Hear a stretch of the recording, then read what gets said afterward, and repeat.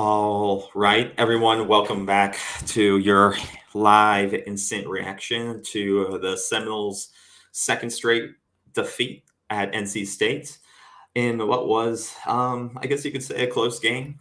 Um, I don't, I'm just, I mean, I had to struggle to walk to my desk to do this tonight. Final score 19-17. Florida State loses. Like I said, once again on the road at NC State, falling to number 14 Wolfpack. It's just an awful game to watch. I hope most of you had other things going on this evening that you were doing, so you didn't have to watch this game live because it was just disgusting to watch, especially in the second half when Florida State was shut out. It basically didn't produce any offense until that final drive, which they then proceeded to throw away, much like this game and maybe their season. But we can talk about that some other time.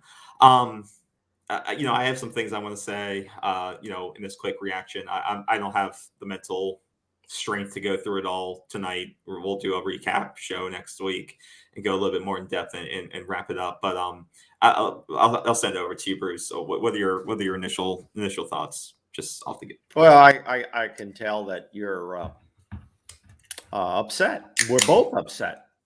And we're upset, one, because if you guys looked at our preview, unfortunately, we both picked NC State to win this game, right? Didn't you pick NC State? Yeah. And I did too.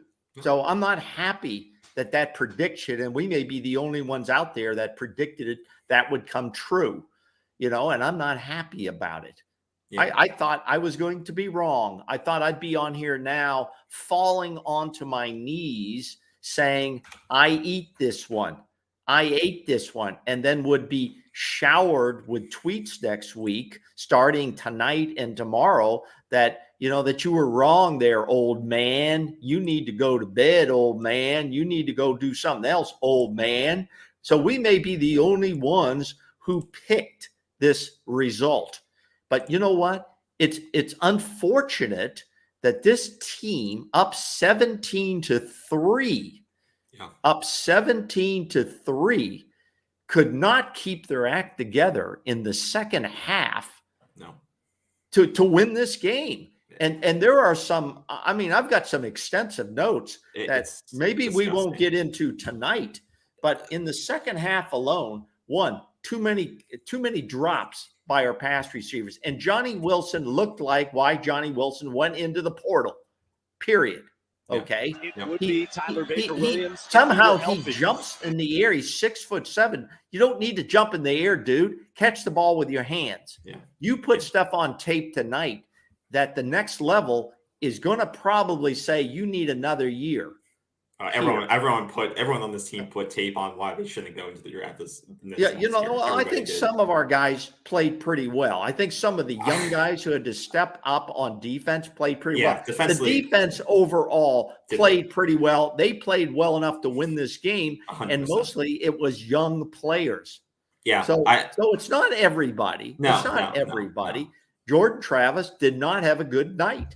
Jordan Travis got back to running the ball, and then he forgot to throw how to pass the ball. Now, I don't know if that final drive, which I was waiting to see, Ryan Fitzgerald come out to really have a chance to boost his confidence and win the game.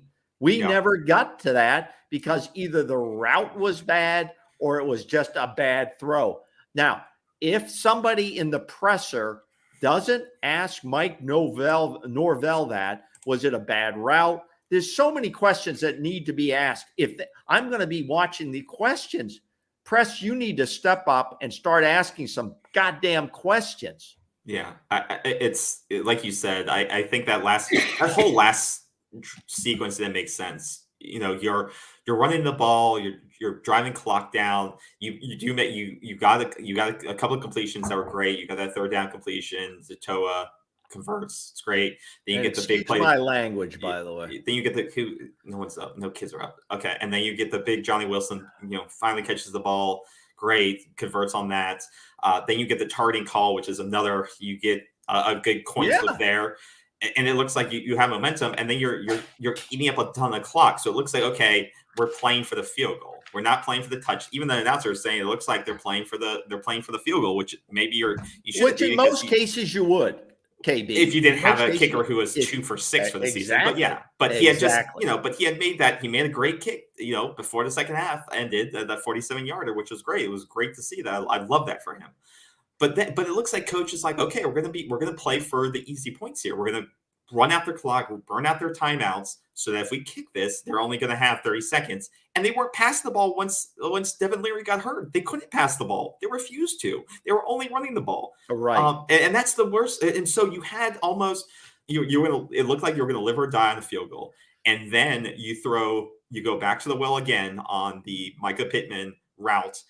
And it was either, like you said, I don't know if Micah didn't finish the routes or I think he turned back inside. If you look at it, he turns like back inside instead of outside, and the ball goes outside. Yeah, and it was the same play. They were trying to run the same play he scored on earlier in the game in the second quarter. They tried to run the same exact play, and like the announcer said, the guy ran a better route than Micah did, and he was right in the perfect spot. You know what? And I think their defense knew we were going to take a shot at the end zone. That's so dumb. Why do you go to him? Why do you go to the 6-foot kid when you have Johnny Wilson, who can high point 6'7" kid and high point the ball? Right. I just don't understand. If you're going to take a shot in the end zone, McLean, you have a Malik McLean. He dropped it. You have a Portier, but he dropped one. Yeah, but that's what I'm talking about. I just don't understand the play calling. You go far side. It has to be a perfect throw.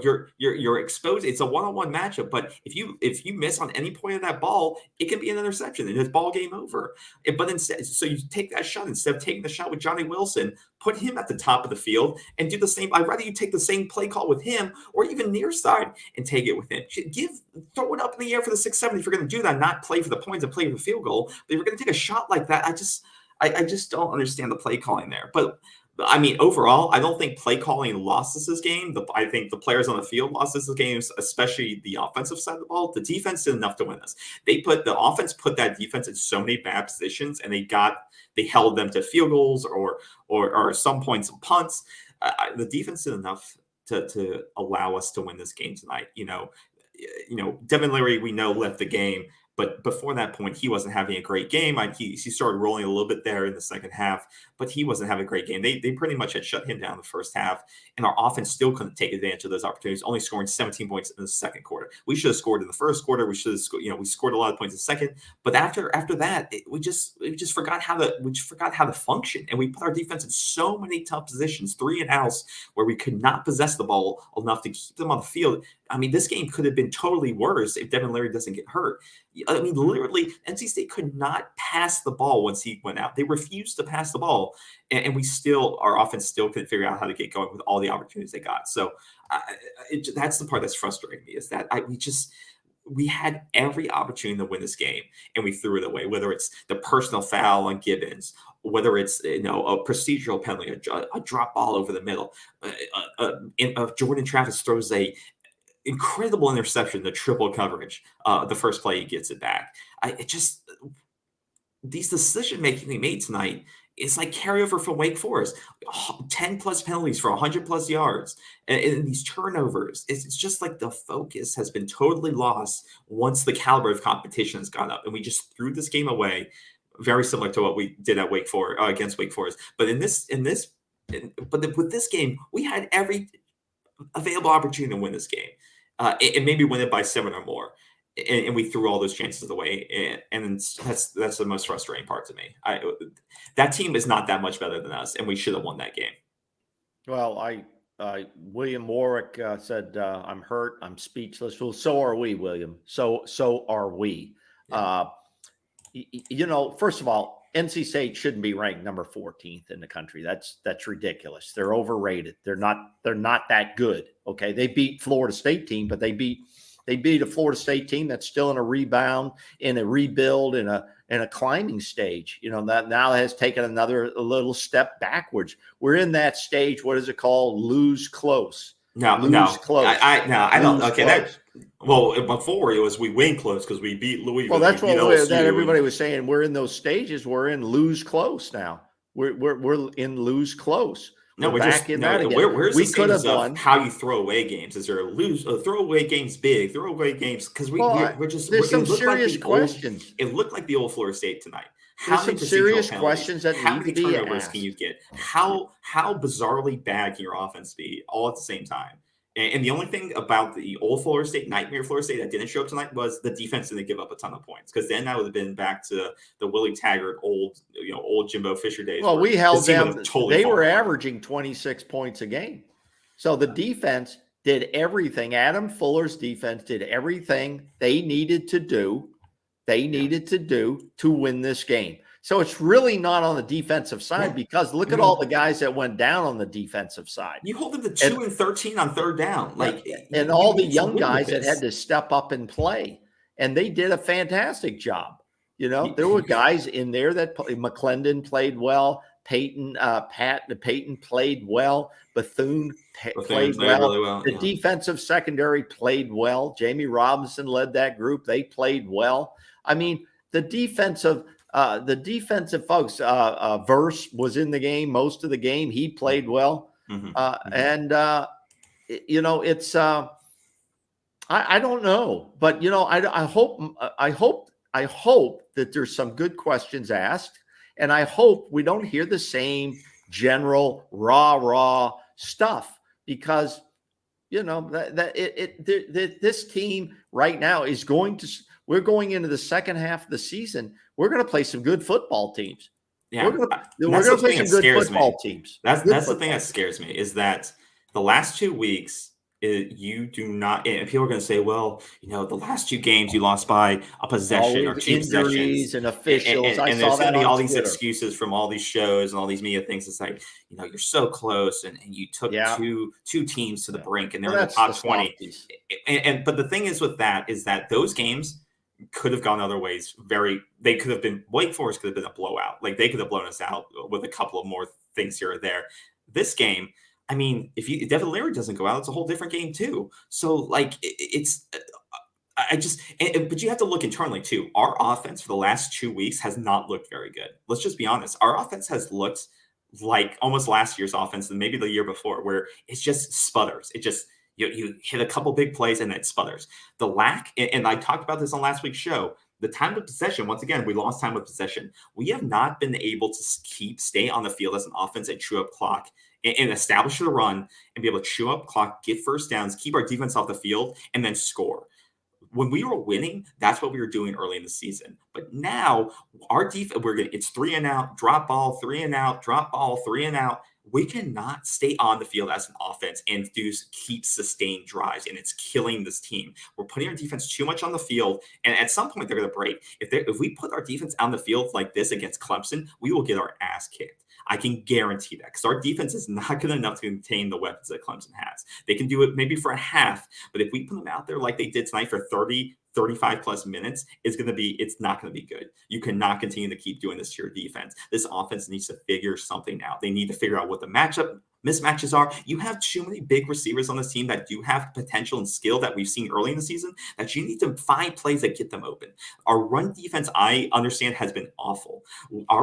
I can't tell you how many times it looks like there's multiple linebackers beyond the line of scrimmage by the time Jordan hands off the ball. The run blocking scheme needs to be fixed. It needs to be fixed. I don't know how you do it. I know there's injuries, but you got Robert Scott back tonight. You had players getting back tonight, and the run blocking still looked atrocious.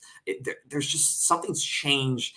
I don't know what it is, but you need to start scheming around it, because things have to change. This offense has to get back on track, because scoring 17 points and scoring, is not going to win you ball games. You had every chance to win tonight by the way that you shut down offensively NC State, and you could not score and win the game. And it's sad. It's sad.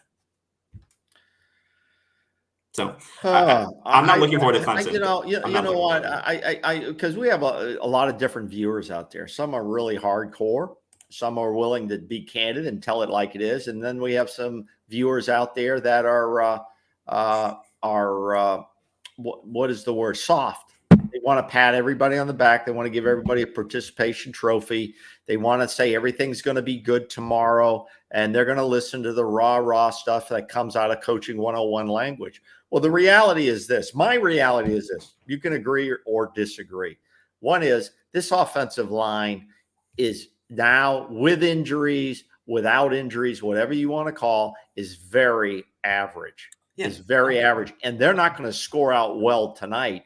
They didn't score out well last week, and they're not going to score out well tonight, in my opinion. All right, they're definitely not turnstile from the portal from South Carolina. I call him turnstile. There were a couple plays he did do a turnstile. I mean, the guy came around him. He never got to the guy. He whacked an arm down. The guy was around him.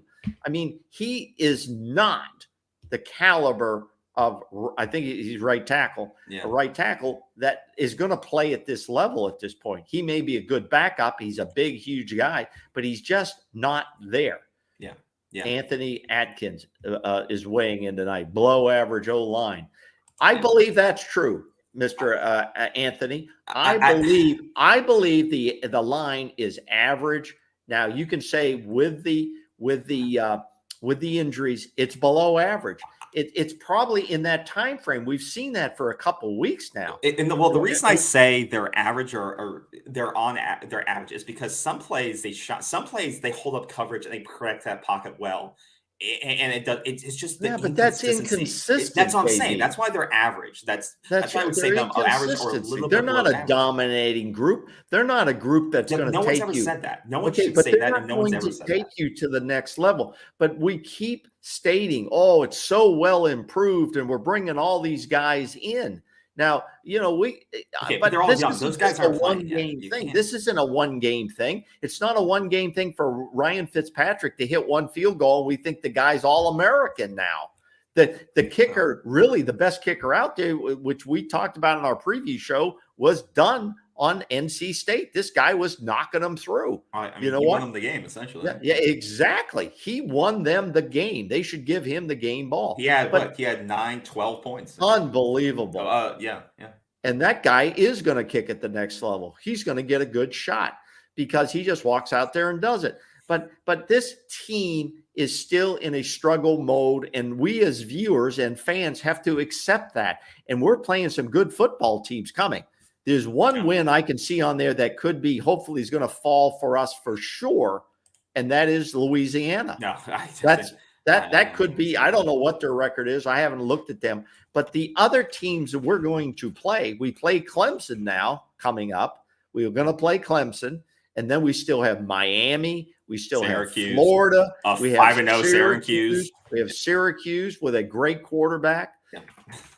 But again, the defense played well enough for this game to be won. All we needed is a couple more scores, and we'd have won this game. How do we not get 2 scores? I don't. We could have won the game here in the final minutes. Now, there's going to be people, well, we almost won the game. They were number 14. You know what that is? That's all bullshit. That's a loser mentality, just like blaming the officials. A fan started blaming them on Twitter before the game even started. Oh, look who we got for the officials tonight. Anyone who talks about refs too much, like, I get it. You can be mad at refs and talk about refs, and sometimes I'll do it in the game, but they got as many bad calls as we did. We got like in the targeting call, like stuff like that. The only call I disagreed with was the one on Patrick Payton, that when he took O'Leary out of the game, he was coming at O'Leary when O'Leary still had the ball, throwing the football.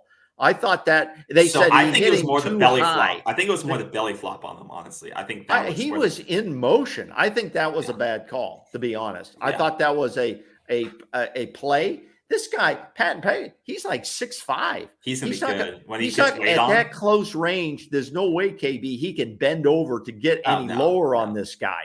He's coming in to block the pass. I didn't think it was a dirty play. I think maybe when he fell on him with his full weight, that's where maybe the penalty came on. But we can talk about that. But it wasn't a dirty. I don't think it was. I thought it was a good football play, and it's unfortunate. I don't want to see a quarterback get hurt. But because it could happen to our quarterback. No, I don't want to see it. I don't want to see it either. I don't think it was a dirty play. It's unfortunate for O'Leary, for Devin O'Leary. I hope he gets better, but he's got a shoulder injury, so there's no doubt. But let's make sure we're not here to see anybody get hurt, and it wasn't intentional. No. The other thing that we need to bring up, this is the second week in a row with 10 penalties, I believe, 10 or more. That's penalties. What I'm saying. The team looks totally unfocused the last couple of weeks, and more turnovers. I need to look back the first 3 weeks of the season. Like, I don't think we had 10 combined in the first 3 weeks. No, we last didn't. 2 weeks, We almost didn't. had more penalty yardage in the second half than we did total offense. It's amazing. It's incredible how we're like almost beating ourselves in terms of that. Like I said, the Gibbons play totally killed that drive. And then they get the ball because Mascherano kicks the ball and they get it on our. We're lucky. Oh, that was huge. But when you look back at a play like that, they win by 2 points. That's 3 points you can't get back. These are all little plays that kill you. If Gibbons doesn't get that play, it's 3rd and 1 or 2nd and 2, something like that. Yeah. And then it was 3rd and 2. We were moving the ball a little bit there. 3rd and 2. Yeah. It's just little plays that you go back like this that was big. Are killing you and killing your offense. It's ridiculous. We've said that the whole season. This team is not in a state where they can afford any of these types of mistakes. No, and it's frustrating. Much less 2 or 3. Tonight, again, we saw lots of mistakes. Yeah, and Tony, we were asking that ourselves with not a field goal, and honestly, I think this decision. I honestly think Mike is, and I don't like. Mike's calling the play calls, right? So I think this whole field goal, Ryan struggling has gone into his subconscious, and it is struggling. It is affecting how he's play calling now. Because, no doubt. Because you put him out there before the half. That's an easy play call, right? You get and it's a long field goal. It's a long field goal. Throw him out there, see what happens. And he made it great. Everyone was pumped up. You get the points. But now when you're driving the ball, I think he's going back and forth in his head. Do I play conservative? Do I play for the points? Do I try to strike big? And then they're trying to drain the clock. The clock was drained down pretty quickly. As you saw, that one play where he thought he got the first down and 25 seconds actually went off of it because you didn't get the first down, so you have to go snap the ball and it's 3rd down. I think he was battling with himself. How aggressive do I want to be here? Do I want to go for the touchdown, or can I trust that Ryan is going to win me this game? And if he misses it, I'm really screwed because I put him out there to win this for our team. And I will say for myself, I was thinking play for the touchdown. Put it in your best skill position player's hands. And I said this likely, and I'll fall on that sword. Jordan, Jordan, Micah, those guys are your best best playmakers on the field. I'm not going to put it on the foot of Ryan if we have enough time to try to score. Now, tonight, the offense really wasn't moving. I still would have went for the points. I don't know if I would have pulled that exact play call where you're throwing it all the way across the field, going back to the same well that you had scored on previously and thinking maybe the defense is going to adjust to that. I would have put the hands in Johnny Wilson's, throw it up to Johnny Wilson, put a 6-7 target out there, 101, a slant in the fade into the back of the end zone. Give your 6-7 target a chance to make a play. Don't give it to the smallest receiver on your team and throw him the fade again. Don't repeat that same play call. So that's the thing I disagree with. I don't disagree with not going for the field goal. I disagree fundamentally with the play call. I think what we're missing, KB, I think what we're missing to Tony's question too is this. The play he called, if it doesn't get connected, he is still going to be in a position to have to go for the field goal. Okay.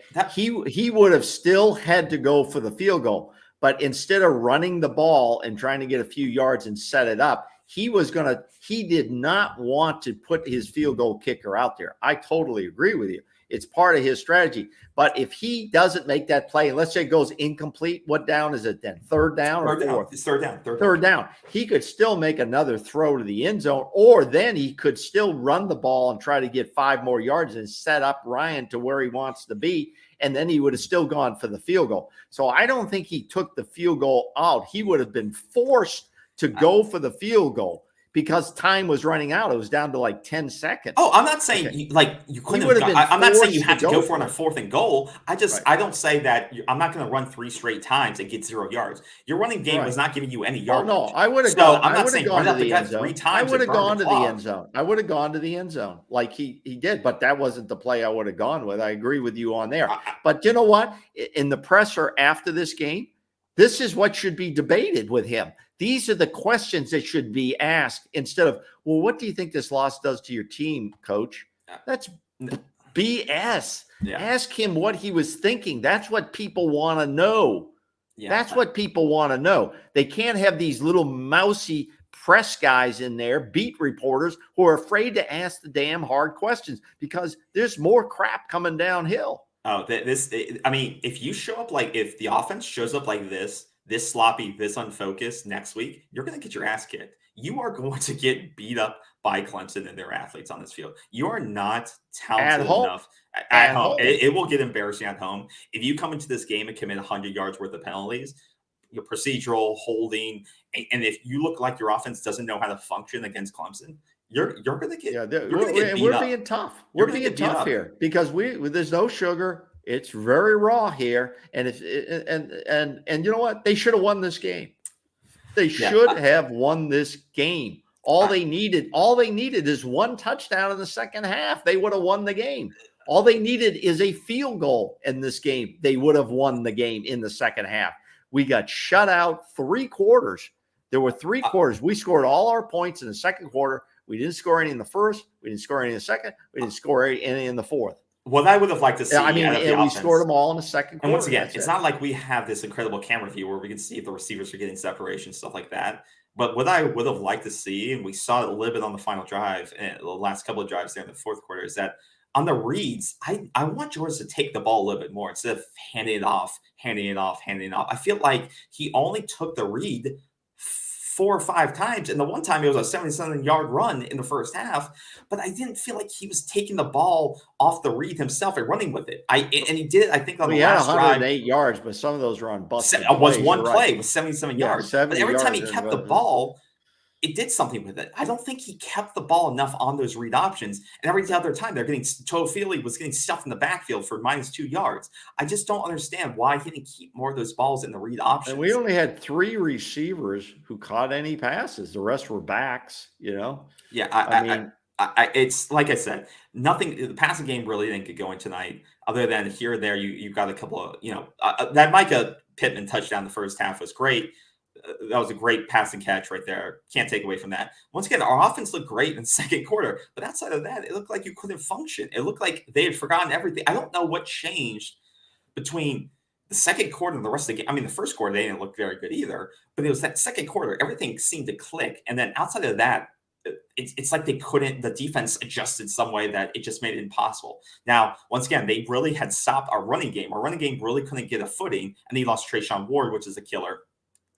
But the only time your running game actually seemed to work for the most part, outside of a couple big runs here or there from Trey Benson or Toafili, was when Jordan was keeping the ball in those read options. I mean, I just wish they would have done that more. I really wish that they would have happened there. I don't know. And Tony, you're talking about you're on the NC State 24-yard line. That's not a guarantee with Ryan. It's not a guarantee with him on the 24-yard line, and that's what I'm saying. I don't think. Well, it would have been what? That would have been like a 30-yarder, right? It's like another additional 10 or 15. So that's going to be a 35, 36-yard field goal. Once again, you should be able to make that kick, but we're talking about a kid who's missed. Well, he would have 4 or 5 kicks this year, and he's missed a field goal or an extra point. He would have attempted that, KB and Tony. He would have had to attempt that because I think he was going to go to the end zone one time, which he did, and was the interception. Let's say the ball goes incomplete. He then probably trots his punter, his kicker out there. No, he would have had to. No, what are you talking about? We had 3 timeouts. Wait a minute. Yeah, but there's only this 11 seconds. It would have run the ball one more time. And there were 11 seconds left. Yeah, you run the ball and call a timeout. Okay, but he would have. No, there was like 30 seconds left. What are you talking about? No. He would have been forced. He would have been forced. No, you don't know. Oh, I'm sorry. There was. Yeah, you're right. There was about 40 seconds left. Yeah. Yeah. So that's what I'm saying. They weren't forced by their play calling to field goal kick it. So they could have passed the ball. They weren't forced to do anything. The playbook was open at that time. So it wasn't like they had to kick the field goal or had to pass the ball. Why not just go for the first down then? Because you couldn't run the ball. You couldn't run the ball. Yeah. The team could not physically run the ball anymore because our pass blocking sucks. But at the same time, I don't think you had to pass it like you did there. I think you could have found something in the middle. Wanted to go to the end zone, and he didn't want to put his kicker out there. I think we all agree on that. That's what I'm saying. I think this inept kicking game is getting into his play calling. It's affecting how we finish games. You didn't see Doran have any problem with that. He trot his field goal kicker out there all the time, as long as he knew except it was at the end range. there when he decided to punt it, which was probably a smart play call. But yeah, exactly. That I have no more to say. I'm tired of. I've wasted too much on this game tonight. No, you didn't. We didn't waste anything. This is this what game we do. Was a this waste is our job. This is what. This no, it wasn't my job. a waste. This is my hobby. This was a waste of time to watch tonight. But this is a game. This is where this team is. This is where this team is. We knew coming into this year it was going to be we hoped it would be a competitive year. But here's what I say. I didn't see a team that competed tonight on the offensive side. That team on offense did not compete. It competed because it came down to the final plays. You can't say that's not being competitive. It was. They had a quarterback that couldn't even pass the ball. We lost. It was competitive. It was competitive because we could have won in the end there. So you can't say it's not competitive. We were competitive. We just had it. We had a game within our grasp and we let it get away. You had every advantage to win the game and you still blew it. When you get blown out, you're not competitive. But you can be competitive in every game and lose every game. We could be competitive for the remainder of the season in every game. And I just don't want our fan base to get into a Scott Frost, Nebraska syndrome where it's like, oh, we have so many close games. We just have to learn to win them. Like, I don't want us to get into that mantra where, there was like Nebraska's, they've been within a one score losses for 10 straight games or some BS like that. Like, I don't ever want to feel like that or be in that discussion. I don't think we're close to that, but I think a lot of our fan base is going to be pressure is growing now. The pressure is growing now because the pressure is now in even these tougher games. You're getting these rivals now. Now it starts to become rivals of who we're going to play next. Clemson, Florida, and Miami. Now, I said before, he has to beat either Florida or Miami. And there's no guarantees there. There's no guarantees. We're not going to be favored in two of those games. Probably not. And you got to beat one of your state rivals. If you lose to both your state rivals and the Clemson, there could be problems. There could be problems for this coaching staff. Okay, there could be problems for this coaching staff. Honestly, it's going to be tough to get 2 more wins on this schedule. if the team continues to play like this. Well, you're going to get one. The Louisiana game at home. At home, I'm going to say that's going to be a winning game. But who else you can beat at home or on the road is going to be tough. Because this is the type of team we have. It's going to be a competitive team. But when I say competitive, that doesn't mean winning games. That means you're in the game. You're in the game. So, that's where we're at with this team. And we're not trying to be – listen, there's nobody been a fan of Florida State and Knowles and alumni longer than me. Nobody out here. And if anybody thinks they are, then please DM me. And we'll discuss that. I've been through the good times and I've been through the down times. I went through the 0-11 season.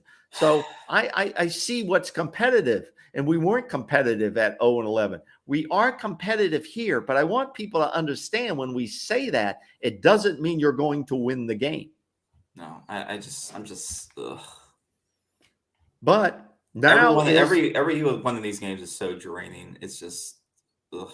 When we talk, but here's the good news. Here's the good news. Ways to lose. Here's the good news. Now we got some good news. Jordan Travis came out, looks good, uninjured. He knows he made some mistakes. He knows he made some mistakes, or we don't know if the bad news is if Pittman ran the wrong route, doesn't matter. It does matter. No, the bad news is we lost this game, and we have several key injuries. We have Trayshawn Ward hurt.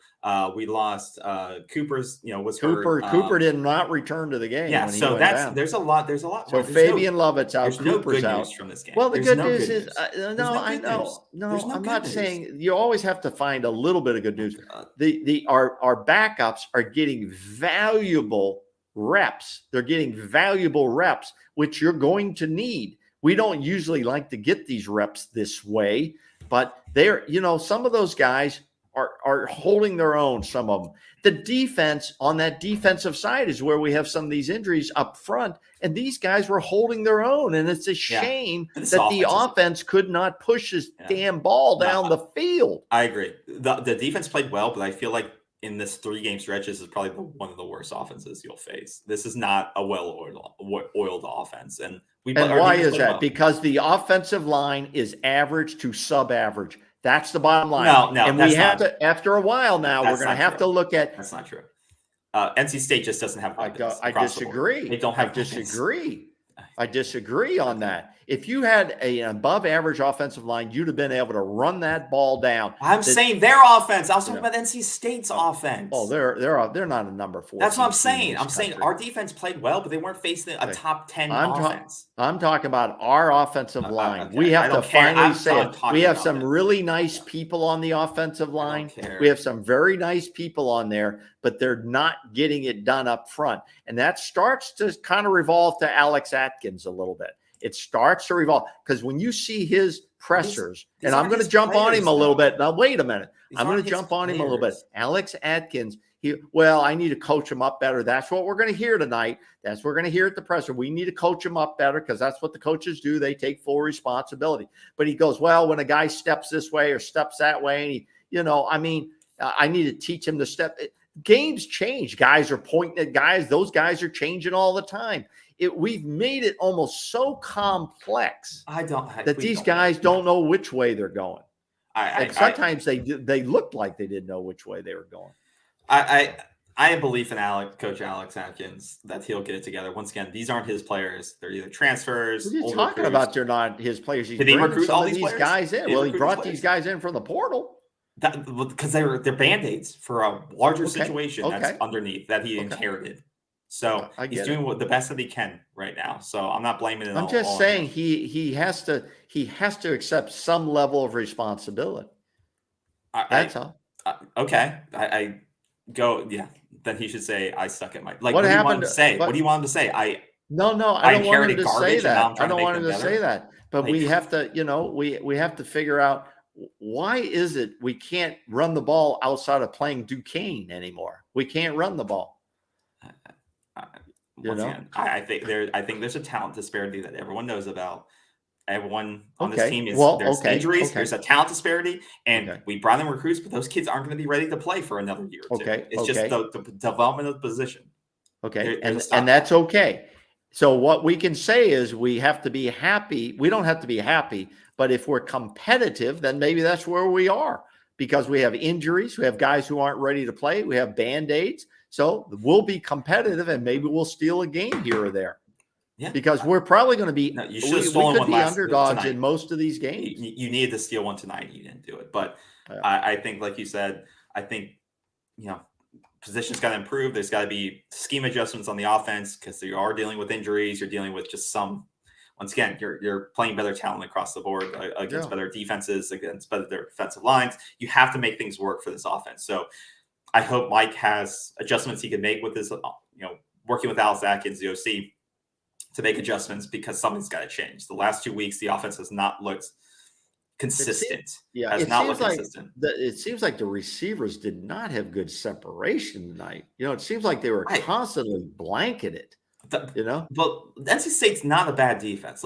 You have to tip the cap to them. They have a great linebacker crew. We said they were good. They have a good defense. Yeah, they were good defense. Once again, I don't think they're good enough to shut out a team in the second half and basically have us have no offensive production. Right. So once again, play calling, schemes, we have to find ways to get guys open because we have the talent to do so. I believe our receivers are good enough to get open. And like I said, our line may not be elite, but during that final drive, they gave him an open pocket. He didn't have to force that ball up to Pittman at the top. No, he knows he made a bad throw. That offensive line was getting him openings. They are not consistent, but they give him the openings. They give him a pocket, and he forced some couple of balls tonight that were turnovers. So I doubt if we find out, I could be wrong, but Jordan will take accountability for the throw. And I think that's how it's going to go down. He'll take responsibility for both of his INTs. And it's very unfortunate it came on the final drive when Florida State had a chance to really pull this game out. And they could have stolen this one on the road against the number 14 team ranked in the country. And they they had everything going in the first half, and then the second half, it was a different team. I don't know how we could have changed that drastically, but hats off to North Carolina State, because they changed and made adjustments, and they came out and won. They won that second half. Yeah. They won that second half. Yeah. I think there's nothing more to say, but like I said, I love this team. That's why I'm so passionate about it. Well, we all love this team. I don't think, we all love this team. Okay. Just let me say what I want to say. So we love this team. There's never there's just so much personal investment into watching them every single day and every single night. So like that. So we want them to get better. I believe they will get better. It just sucks to lose games like this, because you had the game in your hands. You had every opportunity to win it. And you let it go. And at some point, you have to start winning these games, or there has to be changes made, and that's going to be at the head coach level. Yeah, and I'm not. Go ahead. I'm not. Just let me finish. So I'm not advocating for that, but it just like I was saying, we want every player on this team to succeed, and I believe we have better talent than we had last year. And I think the time, effort they're putting in, it's being seen. Especially you're seeing it on defensive end when younger guys are having to come in and play early. They're making plays, and I love to see that. I love to see, Peyton's doing their thing, Bethune's, the transfers, all the players coming together. Farmers, like you said, I love seeing these players stepping up and doing their jobs at a really great level.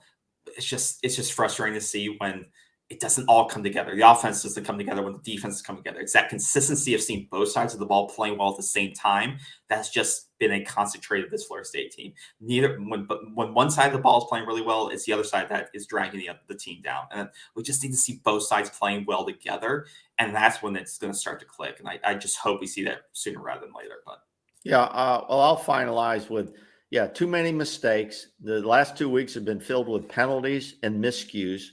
And this team is not the type of ball team right now that they can afford to do that. They are a competitive team, as I've said, but when you have this many errors, you're going to lose those games. And that's kind of where we're at. So I don't think anybody's giving up on this team. I think there's talent on this team. And most of the games they're going to be playing moving forward are winnable games, but not playing like this. So we could win a number of these games moving forward, or we could lose all of these games going forward. So as a fan base, we must be prepared for that mentally and emotionally. The other thing is, I am not advocating for a coaching change at the top or at any level on this football team. I think the coaches are working very hard. I'm just looking for some honesty in what's going on. All right. But I don't think a coaching change is what is needed at this point. But, anything can happen. And look at how many coaches have been fired in mid-season who have averaged 9 and 10 wins for their programs. Yeah. Okay. And are out of a job now. Now, a rebuilding is never fun. Ask Bobby Bowden. Okay. He went through rebuilding. All right. It's never fun. It does take some time. This team, here's the good news. This team could be 1 year away from being maybe the team we want them to be, because most of these players, in my opinion, including Jared Verse, who is now projected to be the number 29 player. That's BS as far as I'm concerned. He's not ready. But he's a good player. He's a good player, but he is not ready. Yeah. Okay. That a majority of these players, including Robert Cooper, Fabian Lovett, and this entire team, except for maybe Jamie Robinson, in my opinion, could be back on the field for the Noles in the 23 season. All right. And so that's the good news. And the young guys are getting a lot of reps. And I think that is going to help this team, because rotation is an important part of football these days. I do think the greatest weakness we still have is the inconsistency in our offensive line. And tonight we had the dropsies with passes. There were a minimum of 4 to 5 passes that should have been caught that were not caught, which could have also changed the reflection of this game. Yeah, that for me is the biggest. Like, we can talk about the offensive line till our face is blue. You can't fix that in a season. You can't fix. That's going to be a long-term fix. So that is what it is. And hats off to Ryan Fitzgerald, who kicked all his extra points and did connect on a field goal of 47 yards. Yep. So give credit where credit is due. Yeah. And to the young defensive lineman who stepped up and played well, and to Adam Fuller's defense, congratulations. You played a pretty damn good game. You held this team in there. You kept the Wolfpack below their average, and you handed the ball to the offense enough times that we should have won the ball game. Yeah.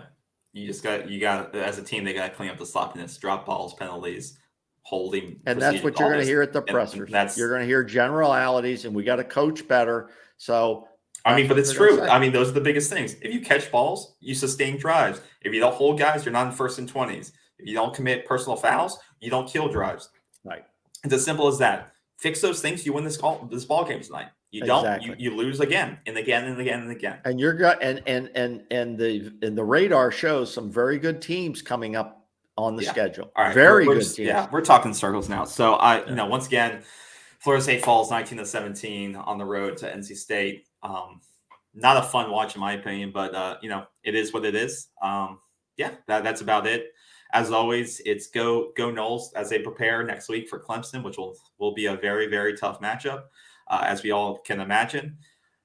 Hopefully we come in that game healthy. Hopefully we these guys that were banged up tonight, can bounce back or get the rehab that they need to come back with us for the upcoming matchup, and maybe we'll get some of these offensive weapons that we've been hearing about back. So hopefully everyone that was in tonight stays safe, stays healthy, and we appreciate your viewing, your viewership. We appreciate your subscriptions. We love what we do. We don't like the results sometimes we have to report or the candor with which we have to do it, but we appreciate you, your comments, your questions, and joining our family here. We appreciate that. Yep. And as always, go Noles, and we support them always. All right. Later, y'all. Go Noles. Be safe. Get home safely. See you.